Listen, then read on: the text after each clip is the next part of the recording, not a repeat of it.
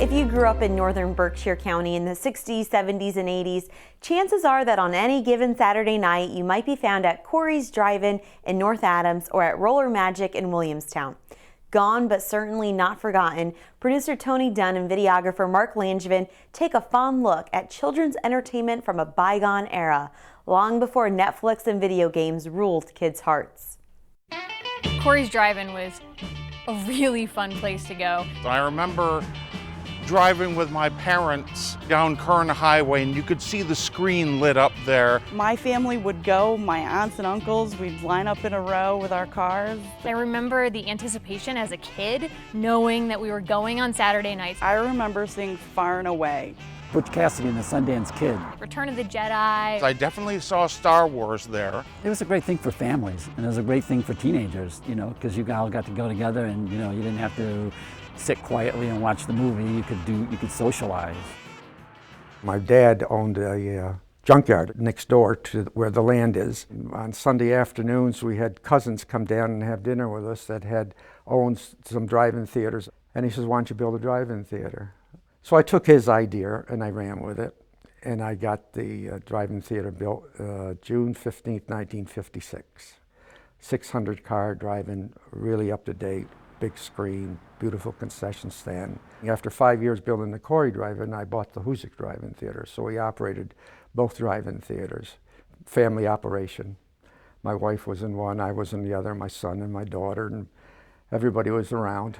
It was this great sort of social gatherings place where you weren't just going to see a movie, you were going to see your friends and your neighbors and all share in this experience together. And we ran it for 37 seasons. So we saw generations change, and that was exciting.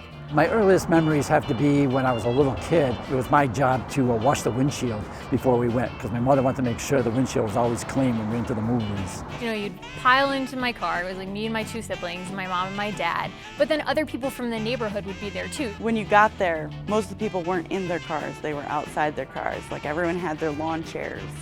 And it was this big social event.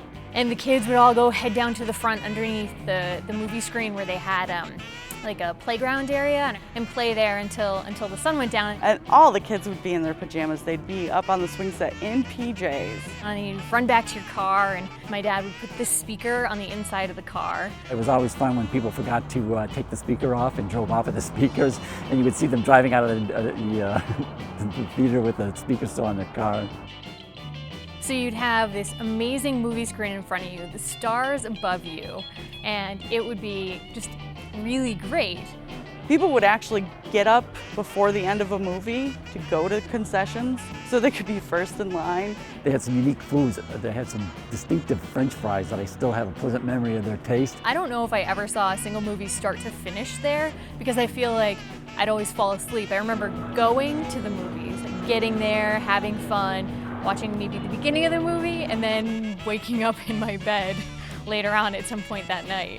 Also the traffic jams it caused. It was funny, other times you'd be going down the street, all of a sudden all these cars would be coming at you, and you say, "Oh, the drive-in must have got out." And I thank you very much. Thank you. Enjoy the show. The demise of the drive-in theater, multiplexes came into the picture, which, 100, 200 seaters. They could generate a lot more income for the distributors than what a drive-in theater could. Closed it in 1992. When I found out that Coury's was closing, it was sad. I actually wrote an editorial for my high school newspaper because I was really upset they were closing. I sold it to Walmart Corporation. Ocean State Job Lots is what's there now. And a lot of people were upset. Everybody went there at some point. People still come up to us on the street after 22 years being closed and reminisce. As a matter of fact, we were having dinner 2 nights ago, and a lady that I'd never met was in our table area. And she says, "Oh, Mr. Coury, I remember the drive-ins. I love your French fries." And it's so different than today, where like you just flop on the couch and pull up Netflix or Hulu, and in 4 seconds you're watching a movie. That social element that comes with the drive-in movie theater is definitely lost. The mall came in the late 80s, early 90s, so Friday night you went to the mall and you met everybody and you went to the movies.